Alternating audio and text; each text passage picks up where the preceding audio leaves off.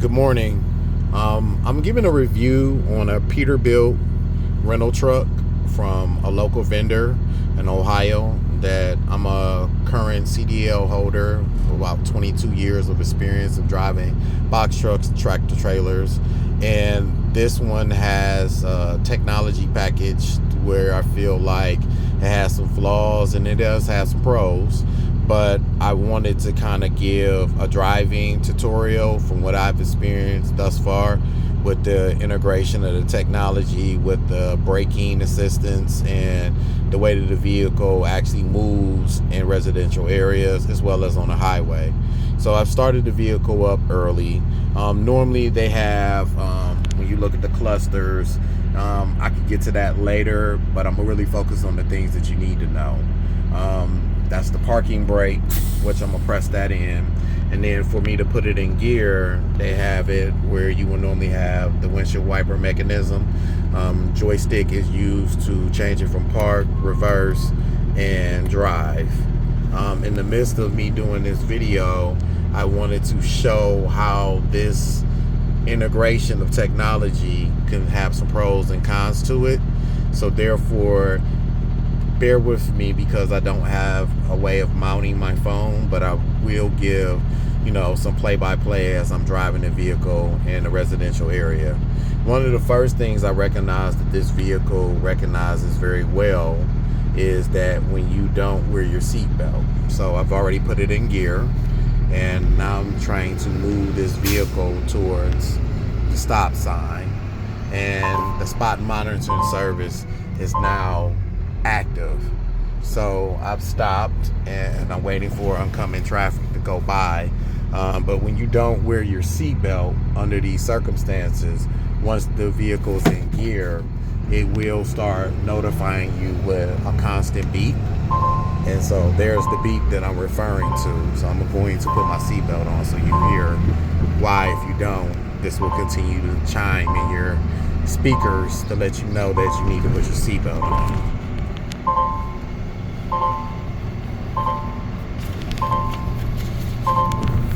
I'm almost there. Sorry. This is just my way of proving the case that the safety is important for the integration system and technology. To put a safe driver on the road driving a commercial box truck or residential box truck. Right now I'm doing it 23 miles per hour. I put my seatbelt on so the chiming stops. When you put the turn signal on, which is on the opposite side of the gear shifter, will be at, it lets you know that you have a turn signal on, and then it indicates on the dashboard, well, the display screen, they put it in the center. So while we're sitting at this traffic light, I can give some more detail. The gauges that you see, they show 1 and 2, which is the airline suspension that they use. The top one would be for 1, which normally runs between 125 psi and 150. 125 is the average. The rear one as well indicates that we should be at 114 psi. It fluctuates based off of the weight capacity.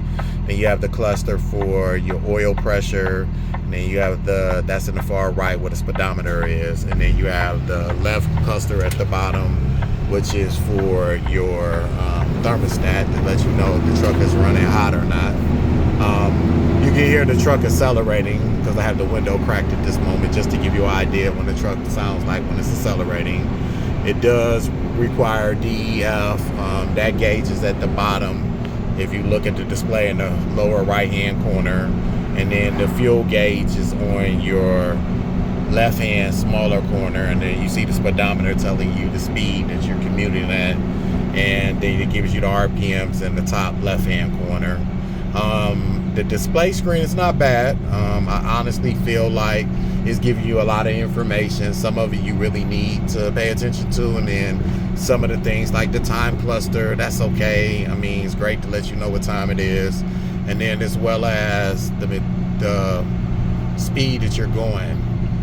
Anytime that you're in an area that it can see a sign because of the spot monitoring service that they have for the technology for this vehicle, it shows you the posted speed limit in the community. So right now it says 35 is the posted speed. I'm commuting at 30, 31 at this moment. I'm going downhill, so the clusters that show my air pressure haven't changed. So I think this one regulates around 114. If you can see, that's a little bit blurry, but it's because it's an LED screen and my phone has not been able to get a very good view at it. But as I come up on this stop sign, I haven't put my foot on the brake on purpose because it's starting to recognize that the stop sign is there, and now it's downgrading my shift from gear to gear manually, well, technically automatically, and I'm trying to drive the vehicle as well as it assisting me. So now I pick back up my speed. We're about 25 miles per hour, and on the screen you should be able to see, let me zoom in a little bit, there we go. So this is what it looks like for me as the user and the driver. My gauges are reading for PSI for the brake chambers that have airlines, rear and back, 127. It's fluctuating. It gives me the voltage of what my battery is. That's the 14.1. And that means that the battery's charging very well and the alternator's working properly. It gets a little fuzzy because I moved the camera around a little bit. But back to the displays, speedometer, and then the digital speedometer are available to you. I'm gonna pull back a little bit because right now I'm driving down a curvy hill. The handling ability for this vehicle is subpar.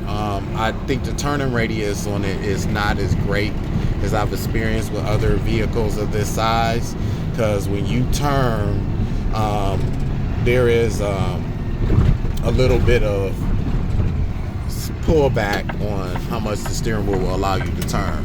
So as I turn the steering wheel to come down this hill, it allowed me to turn it, but there's like tight streets. You might stop and have to back up because you won't make it, because the turning radius is not as acute as it should be. I feel like you're only giving you a little bit of play in that aspect of driving this vehicle. Right now, I'm still residential. I drive in Cleveland, Ohio for a local business, and this vehicle is a rental, and I've probably been in about 9 different rental vehicles because my company vehicle that I use for work is in the shop.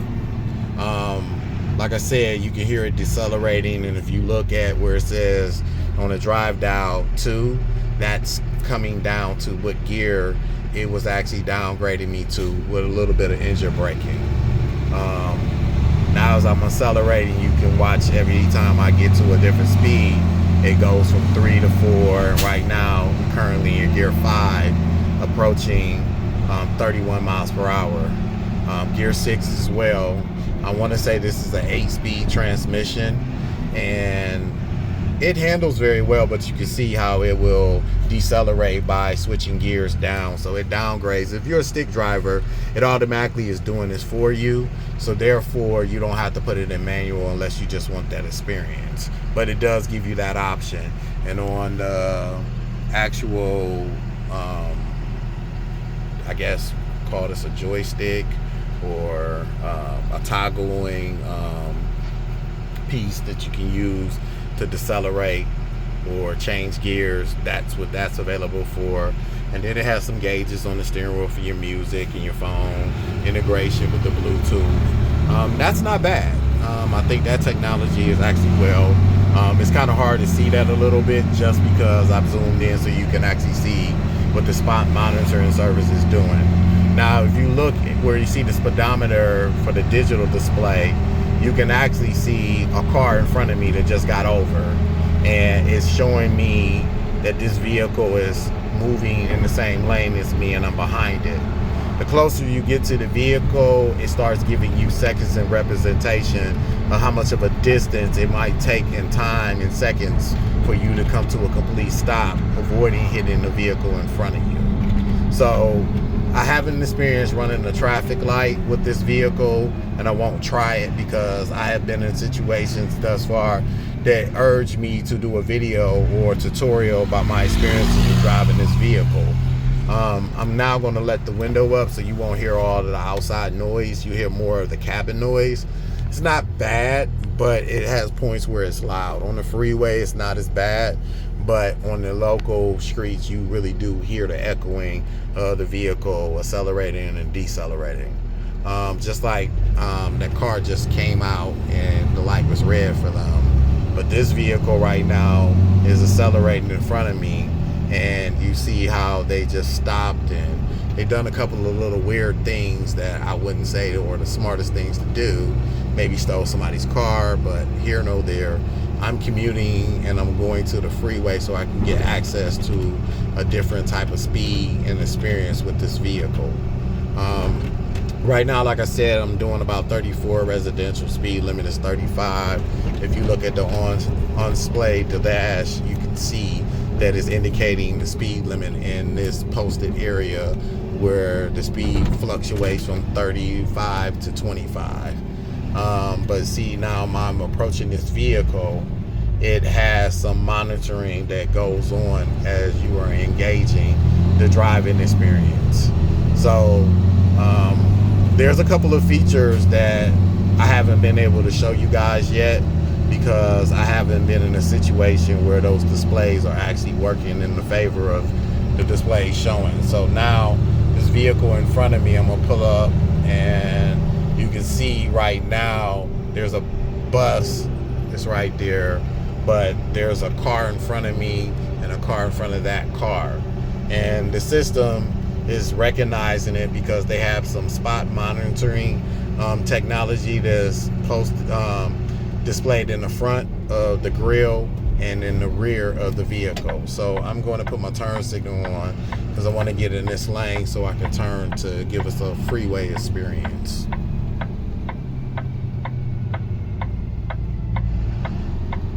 So right now you should hear the vehicle decelerating again and recelerating, and now I'm making my turn, and it's kind of a wide turn more so because the steering wheel is really stiff. It could be a play on the tires because they did put a very aggressive tire. When I review this a little bit further, I will show the tire depth and the style of tire they put on there. I mean, we're in Ohio, so we get snow, rain, and hot conditions as other parts of the states do have. But I think the aggressive tire gives you more traction, and that's why they used it. This vehicle does have a governor on it, so it is limiting my speed up to 65 miles per hour. And the experience with that, if you allow yourself to drive it, it does have some good acceleration. And I think that if you had a little bit more abilities to utilize the full capacity of the engine, you might experience a different type of ride quality. Like this car right here, he's about to cut in front of me, and then you see on the dash it just appeared that that vehicle is there. Now if he had slammed on his brakes, this vehicle would react to that and it would slam on his brakes as well. And that's one of the things that prompt me to do a video, because it's very fascinating that it's thinking more than I think a normal driver could. And one of the things that I didn't like about it is that it will come to an abrupt stop if it feels like you've compromised the safety distance between you and another vehicle. So as I continue to drive down, we're coming up on an area where it gives me the height dimension of the bridge that I'm coming under. And right now, like I said, none of the spot monitoring technology has been utilized where it's indicating what they are concerned about, what you're doing while you're driving the vehicle. But now we're about to proceed to get on the highway, and this is where you'll see a lot of the things that I was speaking upon prior to getting to this point of the video where I'm approaching to get on the highway. The acceleration is not bad. I'm on a side street at this present moment, and therefore this is like getting me geared up to get on the highway. So the acceleration does play a factor when you're merging with traffic. So right now I'm at 45, the speed limit posted is 35. If I go, I think 46, it should indicate that I'm doing a little bit more speed than the posted speed. So now I'm about to get on the highway, I need this vehicle to probably get to about 60 miles per hour so I can merge with the lanes that I need to be in to get to my location. But now I'm getting on the highway. I'm at 56 and it will slowly climb to 60. So I got my turn signal on to get over, and then it shows the vehicle that was in front of me is not in front of me because I got over. I'm in a safe distance from the previous vehicles that are already in this lane. So now I'm at 63 miles per hour, 64. 64 is the top speed that this vehicle allows you to go. 66 will hit when you're coming downhill, which in that moment I was. So I'm taking my turn signal off. This cluster gauge right here on the steering wheel allows me to integrate the cruise control, and therefore I'm able to now set the speed, which you see on the dash. The speed is set at 64 miles per hour. It will gradually bring it down once it realizes that I'm in a 60 mile per hour zone. So right now it's maintaining 64, but as I continue to drive, it will change as we get to a point where I think that we should be able to see a significant difference in the technology. So I'm trying to keep my hand steady so you can see the cluster gauges that are displayed. But right now, this is my way of trying to let you see what the truck is doing as I'm utilizing it.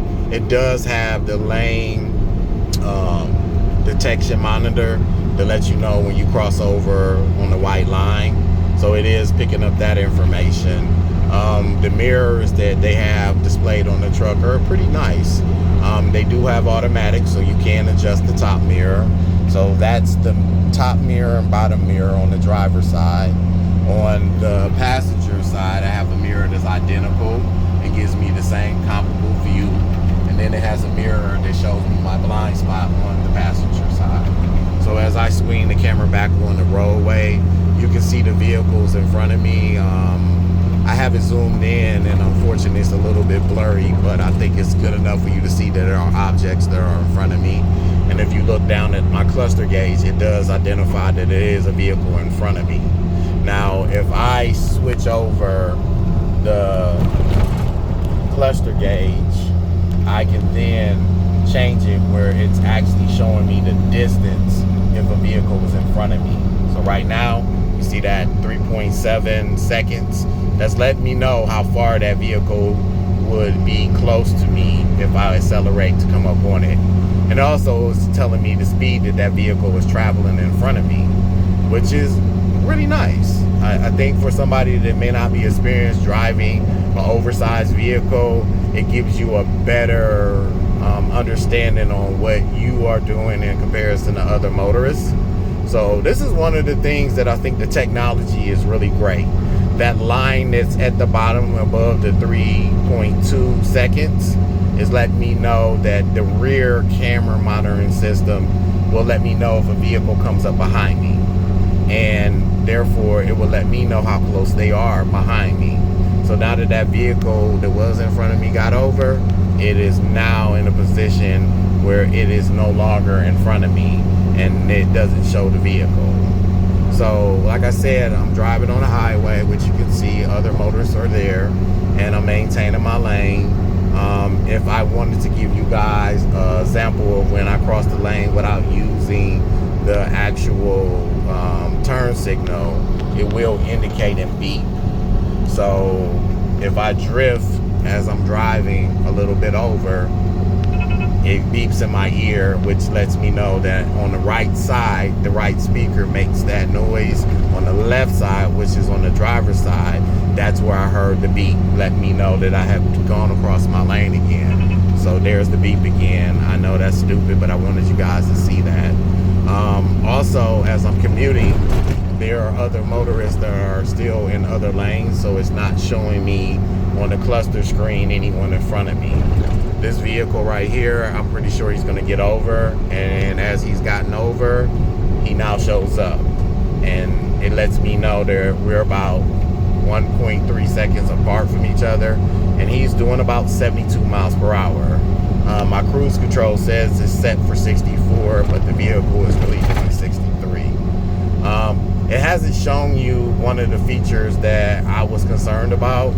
But anytime a vehicle gets in front of you and they're very close in distance, or not even very close in distance, just that the system has picked up that there's another vehicle traveling in the same lane, it indicates to you if they feel like, so like these two vehicles right here, they're in opposite lanes, but one of them decided to get over, which was the white vehicle, and he appears on the digital dash.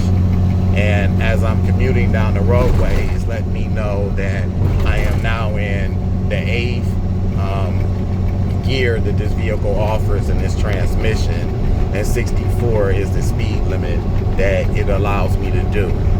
So it's a very long video thus far for the driving experience, but I really just wanted to give you guys a really good visual aid of what the system is allowing me to use the technology to my advantage and get the information processed on so many different accounts, especially with the mechanisms that are in place to help me avoid collision, tailgating, and potentially an accident. So I'm gonna put my turn signal on so I can get behind this vehicle that is in front of me, which is this vehicle, right? So I'm doing 62, and the cluster gauge has indicated that I was too close to the vehicle, and it downgraded my speed. So now that it's downgraded my speed, I'm accelerating back up as we go, but it's a slow process. Now that I'm no longer right behind that person, it's not indicating that I'm driving at excessive speed with the potential of being involved in a collision or tailgating. But it's letting me know that the vehicle in front of me is now going 68 miles per hour, and I'm currently going 64 miles per hour. And the further they get ahead, the longer the distance and the seconds go. So right now we're at about 3 seconds, 3.1 seconds. But like I said, that it's very integrated with technology. And like, for example, I'm gonna get over again, turn signal on, and the car in front of me is closer than they may want me to be. Is going to indicate that. So I'm doing 64. This Tesla vehicle is right here. He's driving at 66 miles per hour, and you know that the Teslas have the ability with the same integration of being able to choose distance for the vehicle that's safe when you're commuting with others in moderate traffic. This is kind of like moderate traffic for Cleveland, Ohio. And so therefore I am commuting, and I want to give you another example of me getting over again and being behind another vehicle and how it monitors that vehicle being there. And it's very precise from my personal opinion, but I do feel like there's some things that it hasn't addressed yet. But for example, there's a vehicle off to the side of the road, and I'm not sure how this vehicle is going to respond, but there's another motorist on my driver's side that won't allow me to get over safely, so I proceeded over. But the beep was to let you know that I protruded into the other lane again. I do apologize that the vision keeps fluctuating with my camera, but I do want you guys to know that this is my own personal opinion about this software that this vehicle possesses, and it has a lot of pros. Like I said, you know, with me commuting, I can pull my camera view back, and therefore you can see all the motorists that are driving in front of me, and you can see the clusters that are illuminated on the dashboard. You know, the LED display with certain phones have a tendency to flash. So that's not because the dashboard is really doing that. That's just the lighting from my phone and giving off that reflection. So as I commute down this roadway, I'm maintaining 65 miles per hour. That's the top speed for this vehicle.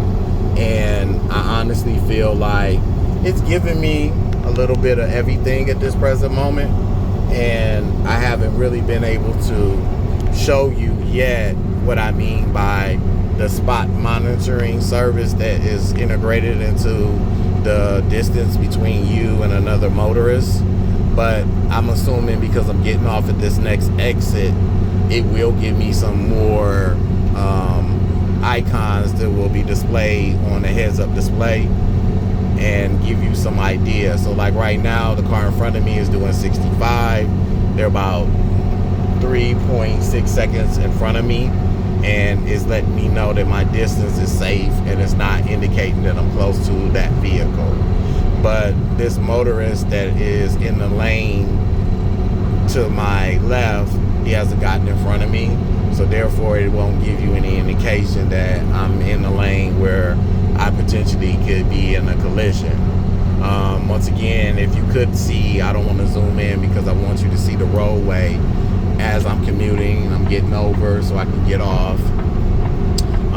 The vehicle that was in front of me has now disappeared off the display cluster. But if you continue to watch the display cluster, there's a vehicle that's behind me, and it will appear on this display cluster as we come to the exit. And as I'm coming down this exit, it will decelerate for itself. I don't have to really do it. That's one of the cool features, because I do feel like that is something to be concerned about when you're transporting materials, or even yourself as an occupant in this vehicle.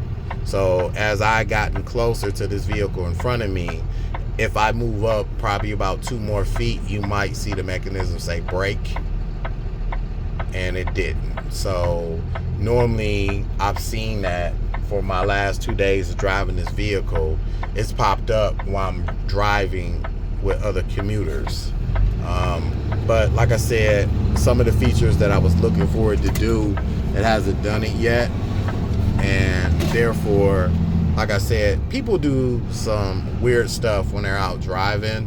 And when you work for a company where you have a logo on the vehicle, you get put in situations that most people can't necessarily register that you're in a bigger vehicle than them, and your stopping distance and your acceleration is different than theirs. And therefore, sometimes people take advantage of that. Sometimes people make very bad decisions when they're on the roadway with you. And I think that my personal opinion is you have to be careful. But like that vehicle disappeared off the display screen, that's something, like I said before, the spot monitoring service is pretty decent. But I think that it doesn't gauge very well when a car is turning in front of you. It almost feels like the vehicle takes complete control over the driving experience, and it makes a sudden stop based off of what they think the distance should be when it comes to you commuting.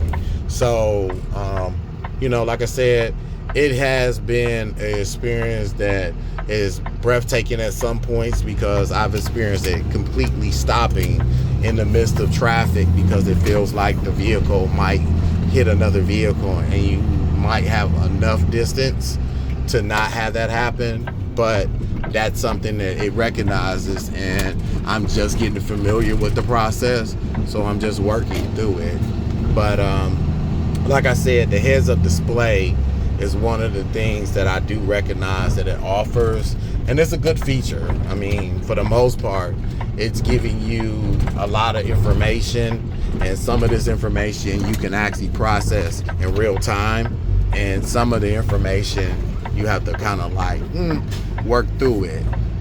This road that I'm on is a dirt road. The bounciness of the vehicle is there. I'm coming over a curb because I'm going to do a delivery at this customer's place of business, and I just want to make sure that you can understand. Like, for example, I'm used to the shifter here where my hand is, but it's no shifter there, it's right here. And so now I got to turn it into reverse, and if you can hear over the engine, it's beeping because I'm about to back up. It's an indication to other people that may not know this vehicle is backing up. So I am turning this vehicle to face a garage. So normally in my M2 box truck, that Freightliner that I have drove, the turning radius is a little bit wider, so the experience is different when you're trying to back up. But what I will point out is that because I'm in reverse, it does auto mute your music, so you can hear if they don't hear you beep, the beeping of the vehicle. So now that I got it in reverse, I'm going to put it in park, and then you see what it says auto neutral. Put transmission in neutral before setting the parking brake. So I did this out of order. So technically, put the parking brake back in engage, which is this is the parking brake, and then I want to then take it out of reverse and put it in neutral, which it gives me a 0 mile per hour display. Then I pull up the parking brake, and then I guess it says driver assistance. I'm not sure what that means, but if I put it in park, it does the same as if I had it in neutral, but I have this parking brake to indicate that the vehicle should not move.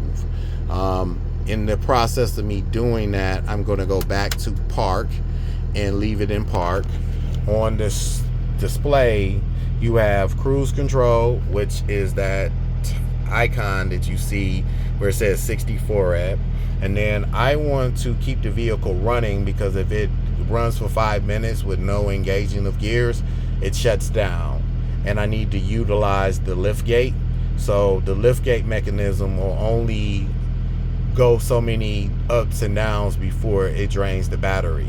So now I'm going to engage that by holding down the resume button, and then you hear the engine change its sound because now it's idling, but it's idling because I want to leave the truck running without it shutting down. So as I unfasten my safety belt, I'm now going to get out, and I'll give you a quick view of what I'm experiencing with this vehicle. This is the cluster for my daytime running light. This is the check your lights. That's the auto. It'll do it itself. This is the brighten of the display screen, which you can see is a lot brighter now in comparison than when I lower it.